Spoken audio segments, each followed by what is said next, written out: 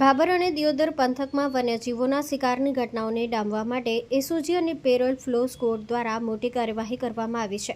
દિયોદર વિસ્તારમાં 5 નીલગાયોના શિકારના ગુનામાં સંડોવાયેલા 2 આરોપીઓ ભાભરના વડપગ ગામની સીમમાં ફરી શિકાર કરવા આવ્યા હોવાની બાતમી મળી હતી. જુમા રમજાન સિંધી રહેવાસી રાણીસર પાટણ, વલી સુમાર સિંધી મૂળ રહેવાસા મહેસાણા. પોલીસને જોઈને બંને આરોપીઓ બાવળની ઝાડીઓમાં નાસી છૂટ્યા હતા, પરંતુ પોલીસ દ્વારા તેમનો મુદ્દામાલ કબજે કરવામાં આવ્યો છે.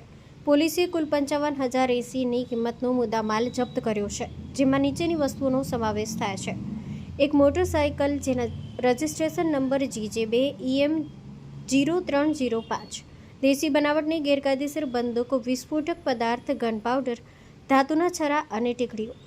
અગાઉ દિયોદર રેન્જમાં નોંધાયેલા વન્યપ્રાણી સંરક્ષણ અધિનિયમ 1972 હેઠળના ગુના સંદર્ભે તપાસ તેજ કરી હાલ ભાભર પોલીસ મથકે બંને શખ્સો વિરુદ્ધ આર્મ્સ એક્ટ હેઠળ ગુનો નોંધી વધુ તપાસ હાથ ધરવામાં આવી છે. Story report by Janaksinh Rathod.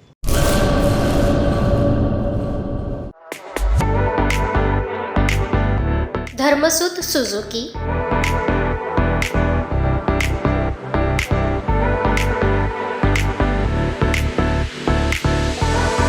Dharmasut auto link LLP, 62 પ્રસાદી પ્લોટ, સંસ્કાર નગર, ભુજ, કચ્છ. Mobile number 9825553691.